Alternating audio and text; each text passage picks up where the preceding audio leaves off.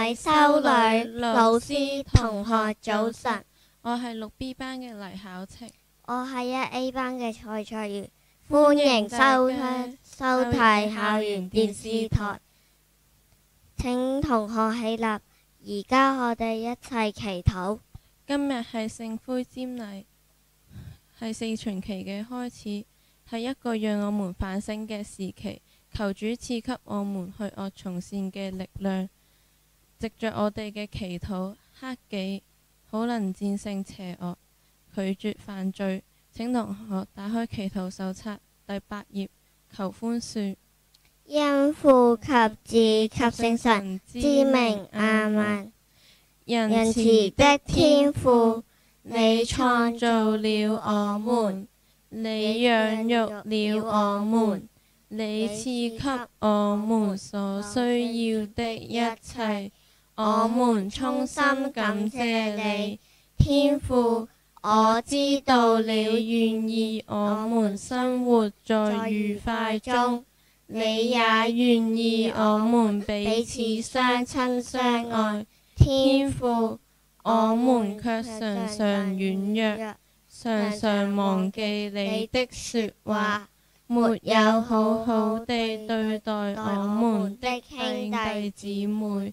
慈悲的天父，求你寬恕我們，並賜給我們力量，讓我們有能力拒絕誘惑，做你的好兒女。我們這樣祈求，是靠你的聖子，我們的主耶穌基督。阿們。瑪利亞，我們的左右，請為我們祈禱，因父及子及聖神之名。阿們。請各位同學坐下。今周嘅州份係網絡世界，由3A 班同學負責。有請3A 班同學。大家好，我哋係3A 班嘅同學。今周嘅州份主題係網絡世界，請同學細心欣賞以下嘅小話劇。時間嘅選擇。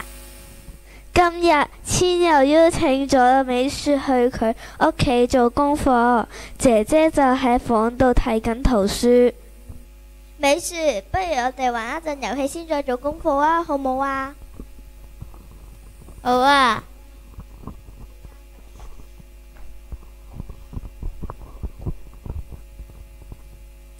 千柔，你嘅功課做完未啊？點解你喺度玩遊戲嘅？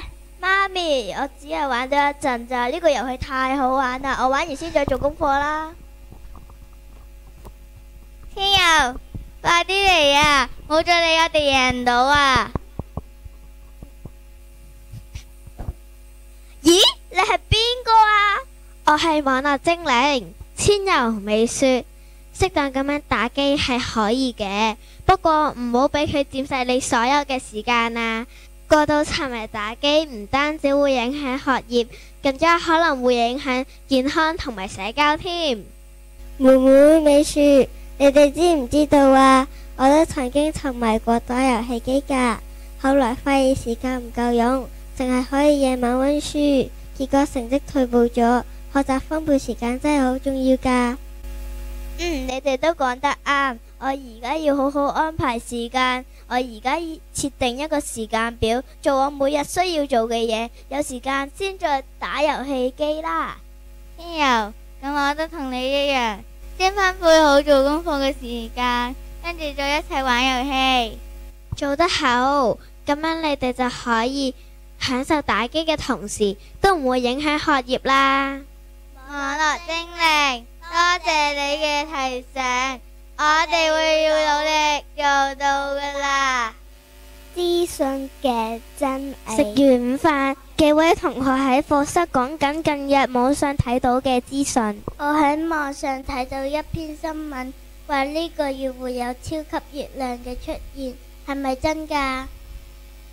我都聽講過，但我喺其他網站揾唔到相關嘅資訊。係啊，之前我都睇過一條信息，話某個明星要嚟我哋學校，其實係假噶。同學仔，我係網絡精靈啊！好好，你哋識得質疑呢啲嘅資訊。網絡上有好多假嘅信息，我哋要識得分真定係假。咁我哋點做啊？唔通每個信息都要查證？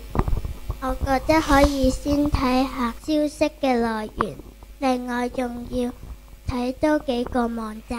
而家網上有好多假嘅資訊，我哋要提高識別能力，唔可以咁容易相信。咁我哋以後要多啲問下自己，呢個信息可唔可信，來源可唔可靠。我哋應該盡量查啲政府網站或者一啲專業機構嘅資訊。我明白啦。網絡世界雖然好方便，但係我哋唔可以盲目咁相信所有嘅資訊，應該保持懷疑嘅態度。非常好，咁樣先可以好好咁樣利用網絡，拎到正確嘅信息。我哋知道啦。保護個人私隱。小息嘅時候，幾位同學喺度討論緊點樣保護自己嘅個人私隱。我琴日喺社交媒體上見到一個朋友嘅賬號被盜用咗，真係好得人驚啊！我都聽過有人因為唔小心泄露咗私隱，結果俾人呃。我聽講有人會用 AI 嘅換面功能去扮其他人，呃其他人嘅個人資料。我哋平時喺網絡分享要小心，特別係個人資料。我哋都知道要保護自己嘅私隱，但其實我哋應該點做呢？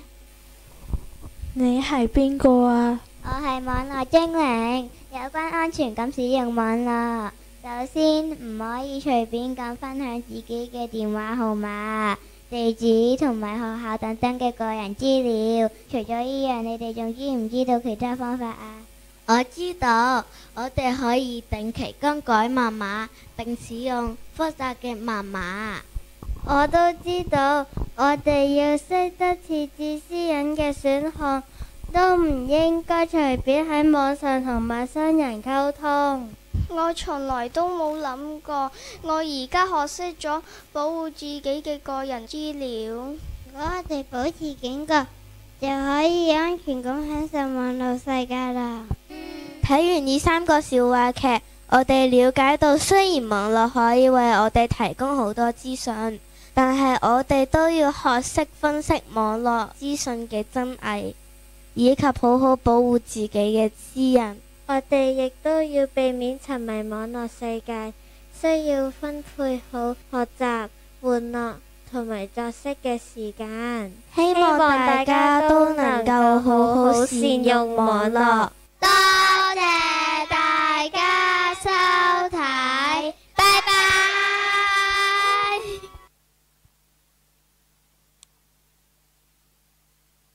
今日有一段影片，請同學細心欣賞。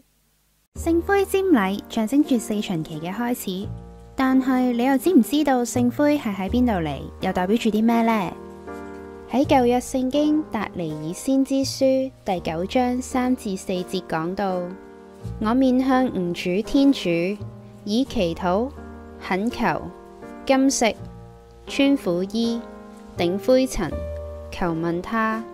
我哀求上主我的天主以認罪。原來喺舊約聖經入面，灰土係悔罪嘅象徵，代表我哋決意棄絕俗世嘅慾望，生活於基督內。而將上一年聖枝主日所祝聖過嘅棕櫚樹枝燒成灰燼，再交由主教或者神父祝聖，就係大家常常聽到嘅聖灰啦。喺聖灰禮儀入面，神父會念祝福經文，然後喺聖灰上灑聖水，再喺前嚟領聖灰嘅領受者額頭上面用聖灰畫上一個十字。同時間，神父會講到：你要記住，你原來係塵土，將來都要歸於塵土。呢句說話其實係出自創世記3章19節。提醒我哋亞當同厄娃犯罪之後被逐出樂園嘅情景，要我哋認知我哋並唔屬於呢個世界，我哋受造係為咗同天主共享永生。所以灰土都象徵住死亡，而聖灰就象徵我哋願意接受天主嘅改造，並為獲取永生而更新自己。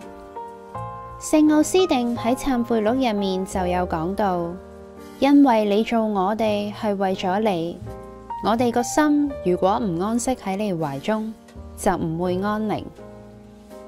喺額頭上面搽聖灰，正正就代表咗我哋生命嘅卑微，懺悔者嘅悲傷，同埋為我哋嘅罪做補贖，以迎接主耶穌基督復活嘅大能彰顯喺你我之中。多謝各位觀賞，主佑大家。